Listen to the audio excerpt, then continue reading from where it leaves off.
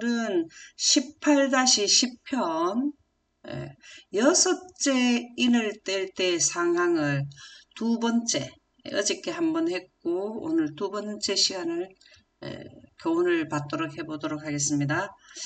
우리 계시록 6장 12절 14에서 17절 한번 읽어보실까요?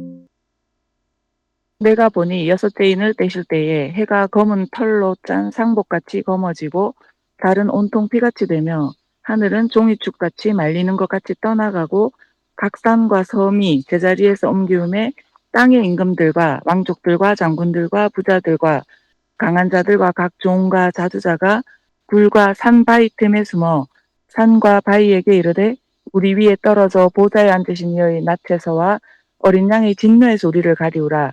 그들의 진노의 큰 날이 이르렀으니 누가 능히 서리오 하더라. 아멘. 감사합니다. 우리가 셋째 천사 기별은 민 물건이 설 때로부터 다니엘 12장 11절에서 13절의 내용을 계시록하고 연결이 되면은 이 상세도가 나오게 되는데요. 우리가 여섯째 인을 뗀다 하는 것은 작은 환란을 거쳐서 큰 환란 당시에 발생되며 이 여섯째 인을 뗄 때는 여섯째 나팔이 같은 시간대에 나타나는 때인데 여섯째 재앙이 순서별로 나타나는 이 시점을 말하는 거죠. 우리 어저께는 유브라데 강이 마르는 부분에 대하여 말씀드렸는데요. 오늘은 유브라데 강이 마르고 나니까 어떤 일이 일어나는지에 대한 그 후 사건을 기록하고 있습니다. 여기 보면 여섯째 인을 뗀다라는 것은 이 여섯째 인 기간 동안의 6가지 재앙 중에서 여섯째 재앙, 그렇죠. 여섯째 인을 뗄 때 어떤 일이 일어나느냐. 첫째 재앙, 둘째 재앙, 셋째 재앙, 이게 6가지 재앙이 이때 당시에 내린다는 것을 지금 보고 있는데요. 이때를 딱 보니까 어떤 일이 일어나냐면은 해가 검은 털로 짠 상복같이 검어지고 이 내용이 나와요. 우리가 이 내용은 두 번의 적용으로 볼 수 있거든요. 이는 자, 여섯째 인이 첫 번째 교훈 때는 그 기간이 언제였습니까? 첫 번째 기간은 첫 번째 교훈을 줄 때 우리가 여섯째 인을 두 번 교훈으로 보고 있죠. 기간이 첫째 인을 뗄 때는 AD 31년에서 100년까지였죠. 여섯째 인은 언제부터 언제라 그랬습니까? 1978년에서 1844년 사이에 어떤 일이 일어났습니까? 해가 총단같이 검어지고 또 다른 피같이 되고 또 무화과나무가 별들이 무화과나무에 그 열매가 떨어지듯이 이 내용이 한번 적용이 됐었죠. 그러면은 우리 두 번 적용되면은 여기에 해가 검은 털로 짠 상복같이 된다라는 거는 이것은 두 번 적용을 무엇을 의미할까요? 여섯째 인을 뗄 때에 두 번 적용을 받을 때는 셋째 천사 기별에서도 첫째 인, 둘째 인, 셋째 인, 넷째 인, 다섯, 여섯째 인이 우리가 지금 교훈을 받고 있죠. 그러면은 이때 당시에는 왜 해가 검어진다고 나올까요? 여기는 어떻게 해서 적용이 될까요? 한번 도표를 한번 더 자세한 도표를 한번 살펴보겠습니다. 여기에서 여섯째 유브라데 강이 마르면은 무슨 그 음성이 나온다 그랬죠? 발표가 된다 그랬죠? 예수님이 오시는 날짜 시한이 선포된다 그랬습니까? 우리 지난 어저께 말씀을 여기에 나왔죠? 그렇게 될 때 뭐가 떠나간다고? 네, 공기가 떠나간다. 공기가 떠나간. 네, 1차 공기가 떠나가요. 그러면은 해가 검은 털로 짠 이거는 공기가 떠나가서 어두워진다라는 걸 의미하잖아요. 그죠?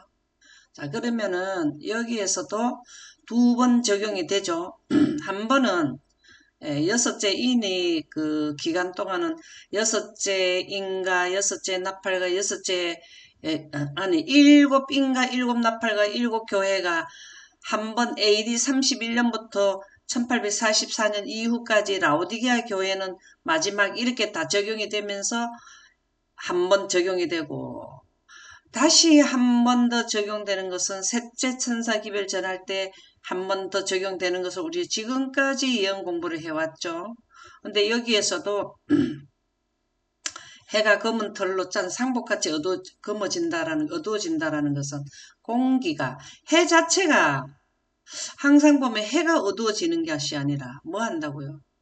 공기가 언제든지 보면은 공기가 없으면은 어둡고 해는 빛은 있어도 이게 두 가지의 조건에 의해서 낮이 되고 밤이 되고 이렇게 되잖아요. 근데 여기에서도 이제 먹을 빼나 하면 공기를 뺐기 때문에 무적용의 환경으로 들어가게 되는 이거를 설명해 준다 이 말이죠. 그래서 이렇게 될 때에는 뭐가 되느냐면은 예수님이 오시는 길이 예비된다. 유브라데 강이 마르면 동방에서 오는 왕들의 길이 예비되더라 그랬죠? 근데 유브라데 강이 마르는 즈음에 뭐가 되느냐? 예수님이 오시는 날짜 시간이 선포될 때 하나님의 영광이 임해서 그 음성의 크기의 진동의 영향력으로 지금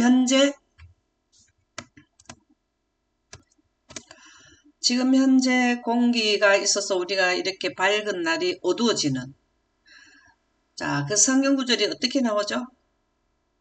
하나님이 정한 한 날이 있는데 어두워질 때 빛이 있으리로다. 지금 이 내용이 이루어지고 있단 말이죠. 그 소리 예수님 오시는 그 연월 일시가 선포될 때에 공기가 지구의 중력에 의해서 붙들려 있다가 그것이 위치 이탈을 한다라는 거죠. 하늘이 종이축같이 떠나간다 이 말입니다. 하늘이 종이축같이 떠나가니까 지구에는 어두워지기 1차 공기가 떠나가고 2차 공기는 되었다 할 때에 완전히 떠나간다.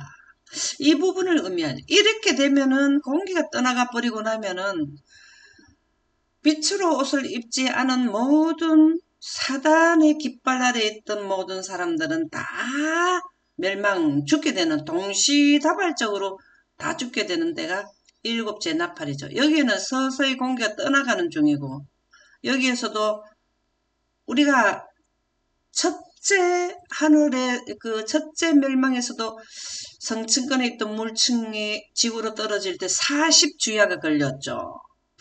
이게 하나님께서 연하는 공기가 금방 떠나간다고 뭐 이렇게 한다고 떠나가는 게 아니라 서서히 이렇게 거의 하루를 거쳐서 떠나간다. 이 내용이 여기에 기록하고 있는 거죠.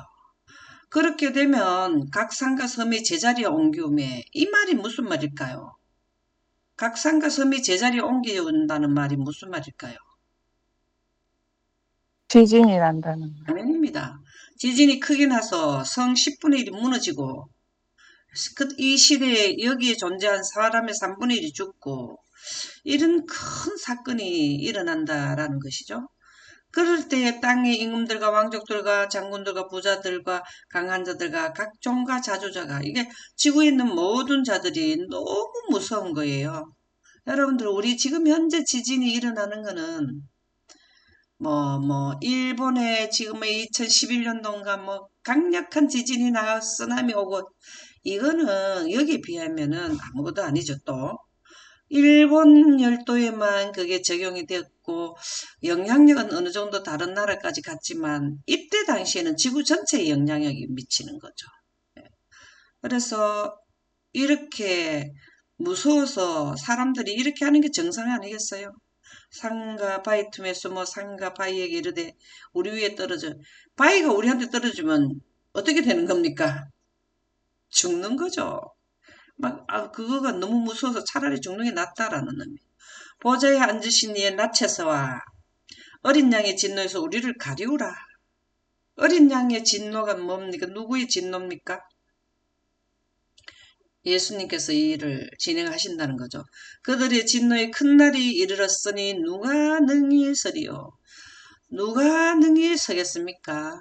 여기에서 3분의 1 남은 자들이 여기서 다 동시다발도를 다 접고 하나님의 영광의 빛으로 옷을 입은 자들만 지구의 지표면에서 들림을 받을 수 있는 조건을 갖추게 주는 게 이때 당시에 14만 4천인들이 뭘 갈아입는다고요?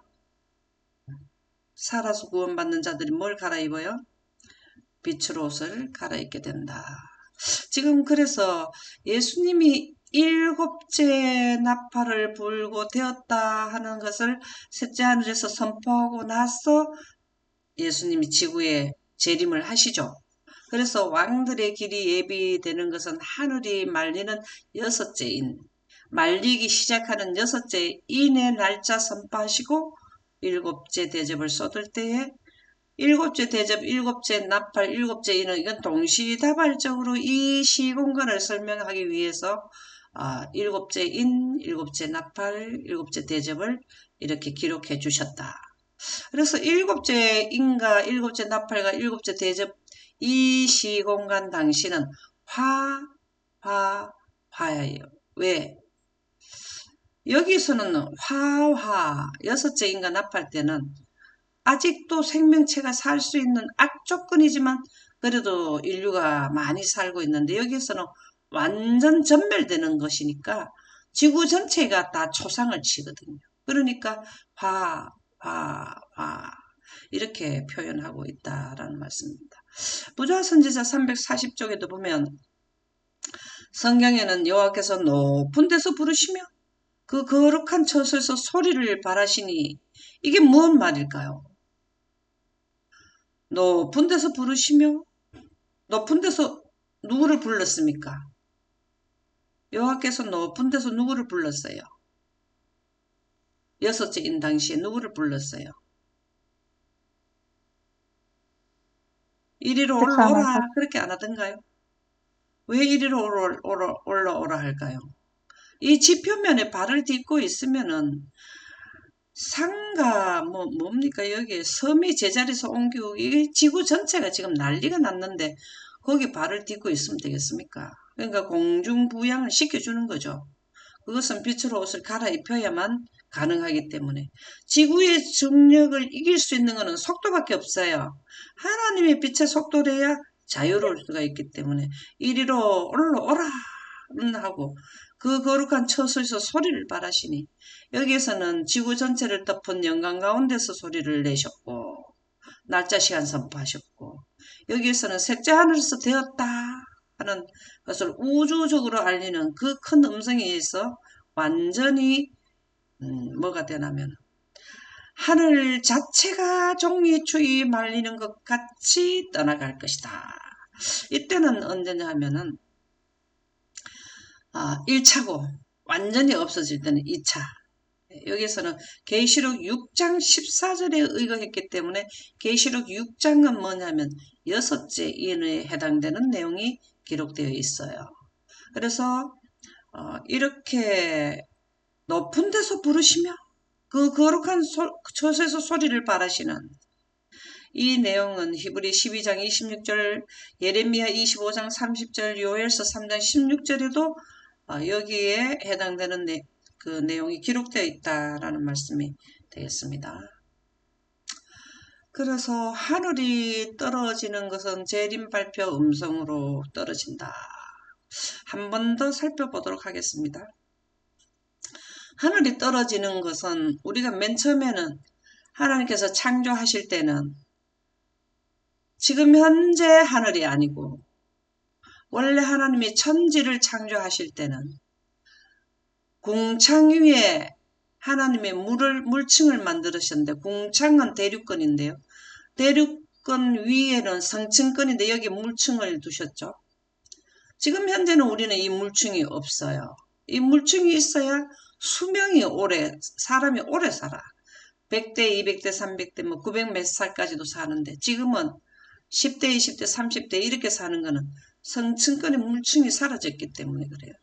이 성층권의 물층에 하나님께서 또 여기에 하나님의 빛을 두셔서 지구 전체가 상하거나 새하거나 썩지 않는 시스템을 주셨는데 첫 번째 에덴이 철수되면서 성층권의 하늘이 떨어져 버렸어요. 물층이 내려와 버렸다고요. 그러면 남아있는 거는 공기밖에 없는데 지금은 하늘이 종이축같이 떠나간다는 거는 이 헤븐스 전체의 천에 있는 이 샤마임이라 하는 이 전체에 있는 공기가 떠나가는 것이 바로 조금 전에 우리가 살펴보았던 그날 그 큰 날에는 하늘 자체가 종이축이 말리는 것까지 떠나가고 자꾸 하늘이 종이축같이 말리고 이렇게 나오거든요. 그래서 지금 이 부분이 떠나간다는 것을 의미하는데 우리가 학계 2장 6절에서 7절 한번 또 읽어보실까요?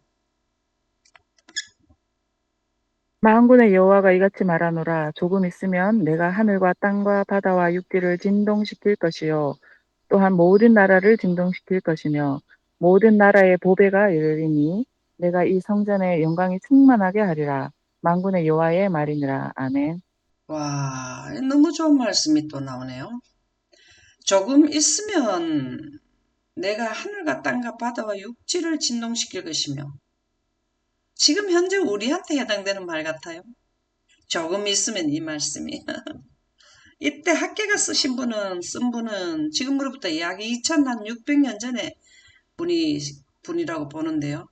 그분이 지금 그 당시를 말하는 것이 아니라 셋째 천사 기별의 모든 선지자들은 완전히 그 초점을 두었더라는 거죠. 그리고 지금 이 시대에 우리 시대에 있는 사람분들이 인류가 경험하는 시대를 설명해 줬다. 모든 말씀은 그 위치와 자리가 있는데요. 학계 2장 6절에서 7절은 여섯째 인을 떼고 여섯째 대접을 쏟을 때 당시를 설명해 준 내용이다. 우리가 조금 있으면 이런 일이 일어날 거예요. 자, 인류 역사 6천년인데 6천년이 지금 거의 마무리되어 가고 있는 중에 있잖아요. 그러면은 그때 뭘 하면 하늘과 땅과 바다와 육지를 자, 하늘은 여기에요. 이 공기층까지 흔들린다는 겁니다. 진동된다 이 말이죠. 그게 무엇 때문에? 이 진동되는 건 무엇 때문에 그럴까요? 여섯째 인을 뗄 때 뭐 때문에 진동이 되는 건가요? 말씀 때문에. 예, 무슨 말씀요? 년월 일시 예수님의 날짜 오시는 시한 날짜상 선포하는 것 때문에 그 말이죠. 모든 나라입니다. 지구 전체가 흔들려요. 이거는 진동하는 건 지진이 일어난다는 거잖아요. 진동하는 건 지진인데요. 너무 흔들리니까 그러게 물을 담아 놓으면은 조금 흔들면은 왔다 갔다 하지만 조금 물이 한 방울 두 발 떨어질 수 있지만 많이 흔들면 물이 다 쏟겨버리잖아요. 이 지구는 처음에는 물도 담고 있었는데 물은 한번 떨어져 버렸고 공기 담았는 이마저도 없어지면은 지구 요 안에 있는 분들은 인류는 생명의 생존의 조건이 뭐라 그랬죠? 생명체의 생존의 조건이 뭐라 그랬죠? 빛, 공기, 물, 영양. 예. 근데 뭐 빛이 나타나는 공기가 없어지면 빛도 없어지고 태양은 있는데 빛도 없어지고 공기도 없어지고 이렇게 살 수가 없는 거죠. 이건 벌써 뭘 말하는 죽음을 의미한다 이 말입니다. 우리는 이 기별을 누구에게 줬어요? 이 기별을 지금 재림의 기별은 어느 단체에 준 거예요? 제7일 안식일 예수 재림교회. 왜 그럴까요? 예언의 영, 예언의 신. 예언의 신을, 대언의 영인 예언의 신을 줬기 때문에 그래요. 그래서 모든 나라의 보배가 이르리니 이 보배는 뭘까요? 이 보배는 이렇게 진동이 됐는데도 보배가 이른다네. 보배가 왜 이르는? 보배가 뭘까요? 우리는 14만 4천인. 예? 14만 4천인. 아닙니다. 그들이 뭘 입었다고요?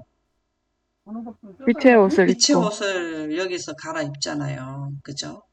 죽은 자는 여기에서 부활하고 산 자는 여기에서 빛의 옷을 갈아입잖아요. 왜 보배가 이러냐 요 뒤에 빨간 글자가 중요하기 때문에 내가 이 성전의 영광이 충만하게 하리니 이 말씀이 뭘까요? 이 성전에 영광이 충만하게 한다. 이게 무슨 말일까요? 날짜 시간 선포할 때 뭐가 임한다 그랬습니까? 영광이 충만히 임한다. 아멘입니다. 지구 전체에 14만 4천인들이 각국 루벤 지파의 1만 2천이요? 이러면은 예를 중국에서 나오는 중에 14만 4천인에 해당되는 그 지역에도 영광이 나타나고 아주 작은 문화세 이러면 우리 예를 들어 대한민국이다. 한국에서 14만 4천인들에게 뭐가 나와요? 예, 영광이 임한다. 충만하게 임한다. 이 충만하게 임한다는 말이 모세가 요즘에 우리 출애굽해서 옹기점 연기같이 신의 산을 덮는 그런 충만한 힘이 지구 전체에 덮는다. 에너지 양이 많이 온다 이 말이야. 그래서 빛으로 옷을 갈아입는다. 이건 누구의 말이냐면 만군의 여호와의 말이네. 절대 이 약속을 어기지 않는 분이다라는 거예요. 뭐 사람들은 약속해놓고 무슨 일이 생기면 내가 미안해 뭐 무슨 일이 생겨서 이번엔 못 가겠어 이럴 수가 있는데 하나님은 절대 그런 게 없다 이 말이에요. 예. 그래서 우리가 지금 이 시대에 멀쩡하게 빛이 있고 물이 있고 공기가 있어서 잘 살고 있는데 이런 거를 나중에 사람들한테 앞으로 어두워지고 숨을 못 쉬는 때가 와 이렇게 하면 사람들이 이걸 저 사람들 참 무슨 소리 하는 거야 이렇게 할 수 있잖아요. 1차 멸망 때도 그랬지 않나요? 120년 동안 수없이 외쳤지만 비 한 방울 안 내리는데 뭔 비가 온단 말이고 하면서 그거를 간과해버렸잖아요. 그래서 노아의 가족만 배에 타게 되었는데요. 우리가 말씀은 누구의 말씀인가 하면 여호와의 말씀이기 때문에 우리는 믿기지 않지만 믿어야 돼요. 이때까지 6천년 역사의 예언에서 한 번도 틀린 적이 없기 때문에 마지막 남은 셋째 천사 기별이 예언이 안 이루어진다고 할 수가 없게 돼 있어. 왜? 과거에 한 번도 틀린 적이 없잖아요. AD 27년에 초림, 기름 부은 자, 기름 부자가 끊어지는 AD 31년 한 번 틀린 적이 있습니까? 120년이 틀린 적이 있나요? 시편 68편 8절에 보면 땅이 진동하며 하늘이 하나님 앞에서 떨어지며 예, 여기 다 이 공기층, 여기는 다 이게 대륙권, 성층권, 중간권, 열권이라는 거, 공기에 비례해서 이렇게 정해지는 것을 의미하잖아요. 여기 있는 공기가 다 떠나간다, 이 말이죠. 저 신의 산도 하나님 곧 이스라엘의 하느님 앞에서 진동하였나. 자, 신의 산이 진동한 적이 언제입니까? 십계명 받을 때. 네, 우리 요번 교과죠. 요번 교과에 신의 산에서 십계명 받을 때 너무 나팔 소리 크게 났다. 이 나팔 소리가 크게 났다는 의미가 뭐라 그랬죠? 하나님의 음성, 예, 하나님의 음성. 번개와 예, 천둥과 우레. 영광이 임해서 그렇다 이 말이죠. 영광이 임하면은 번개와 천둥과 우레와 내성과 막 이런 게 나오잖아요. 그렇게 했는 것처럼 한다 이 말입니다. 시편 68편 8절이. 땅이 진동하기를 시내 산에 하나님이 십계명 주실 때 임해서 가장 하나님의 영광이 성층권에 있던 하나님의 빛이 물러가고 난 뒤에 지구에 가장 크게 영광이 임한 것이 부조와 선지자에 보면 십계명 내릴 때라 했거든요. 근데 지구 전체에 하나님의 영광이 임한다 이 말이에요. 그러면은 날짜 시간 선포할 때 땅이 진동하고 하늘이 떨어져 공기가 떠나가고 종이축까지 떠나가고 이런 현상이 일어나는 것이 여섯째 대접을 쏟을 때 유브라데 강이 마르는 이때 당시를 의미한다. 그래서 하늘이 떨어지는 것은 재림 시간 발표 음성에 의해서 떨어진다라는 말씀이 되겠습니다. 그래서 공기가 떠나가면은 이렇게 우주 환경으로 바뀌게 되는데요. 보자. 3, 4, 4. 자, 그러면은 시간 발표할 때 영광 가운데서 십계명이 나타난다. 대쟁투 637, 638절 한번 읽어보실까요? 태양은 때때로 구름을 뚫고 마치 원한에 찬 여호와의 눈처럼 나타난다. 무서운 섬광이 하늘에서 흘러나와 불꽃으로 된 보처럼 지구를 둘러싼다. 무서운 우레소리를 뚫고 신비하고 두려운 음성으로 악인들의 운명이 선고된다. 아멘. 자, 이 내용을 보면은 태양은 때때로 구름을 뚫고 이거는 마치 원한에 찬 눈처럼 나타난다.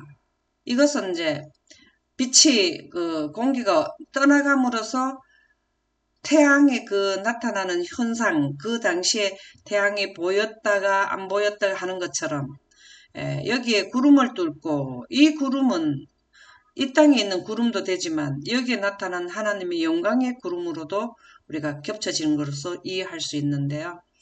이때 이 태양이 문제가 생길 때에 뭐가 나타난다고요? 무서운 성강이 하늘에서 흘러나와 불꽃으로 된 보처럼 지구를 둘러싼다. 이거는 무슨 빛을 의미할까요? 하나님의 빛. 예, 하나님의 영광이죠. 그죠? 하나님의 빛이죠.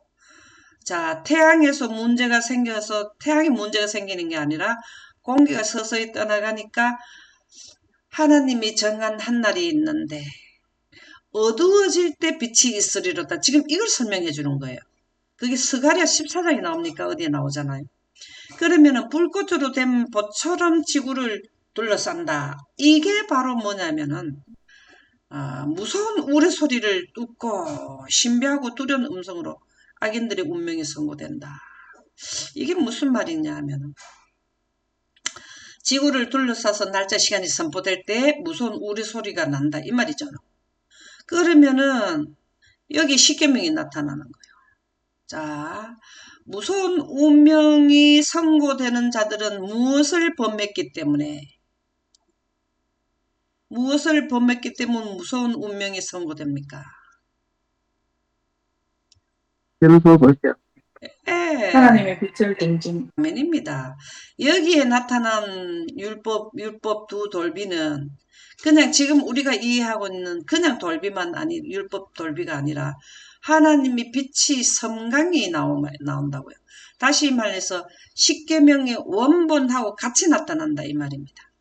그래서 십계명과 또 우주법이 기념되어 있는 그 영광법을 지키지 않았기 때문에 다시 말해서 아담과 하와가 등졌는 하나님의 빛을 등졌는 선악과를 먹고 난 뒤에 물러간 그 빛을 우리에게 하나님께서는 영생하는 생명의 원칙으로 주셨는 십계명의 원본까지 같이 나타나는 거죠.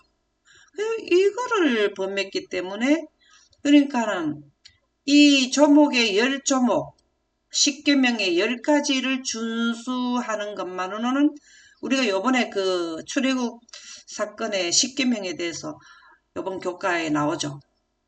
이것은 죄를 지적하고 알려주는 기능이고 죄에서 해방되게 하는 것은 하나님의 영광으로 우리가 뭘 하냐면은 죄를 물리칠 수 있잖아요.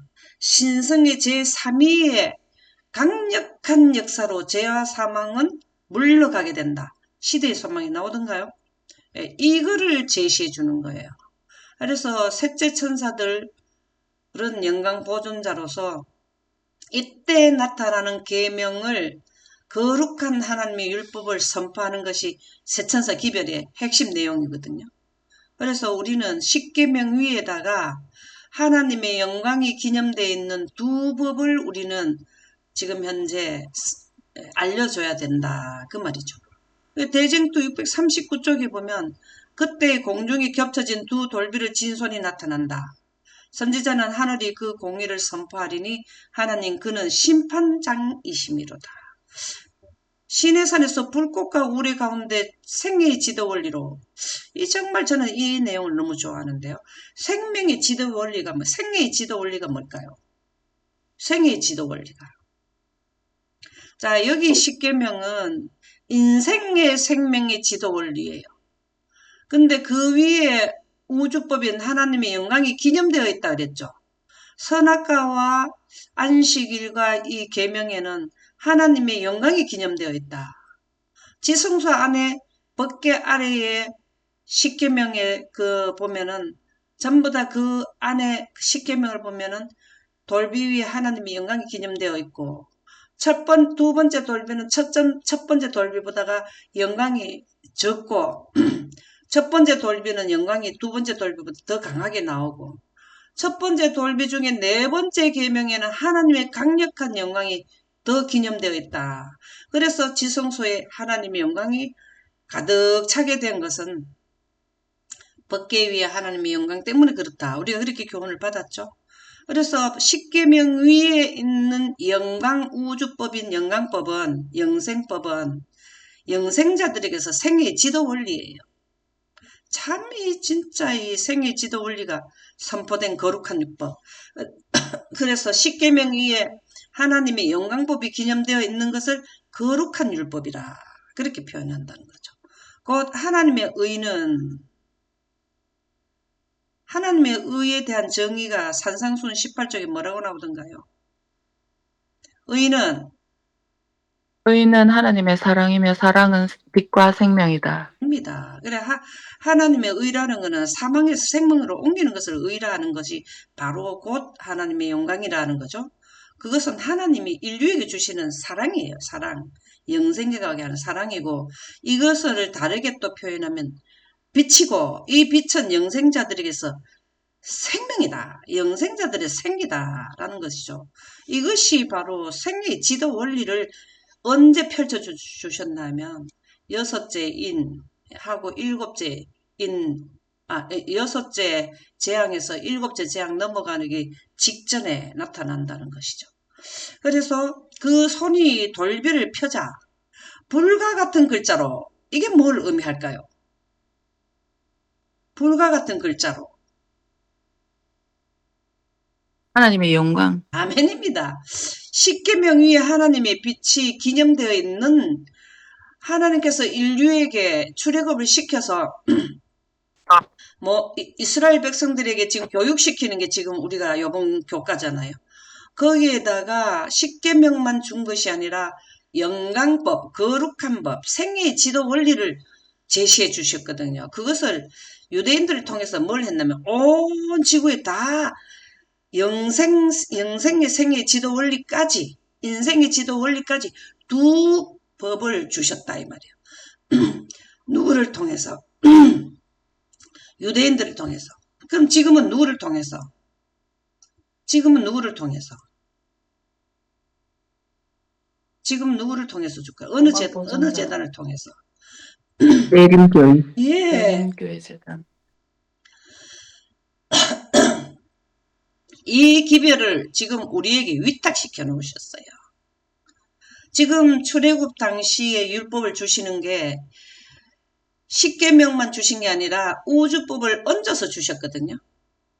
지금 현재 셋째 천사들이 할 일이 이거예요. 영생의 지도 원리를 선포하게 하는 게 셋째 천사 기별 때 늦은 빛 성령을 우리에게 주시는 게 그거거든요.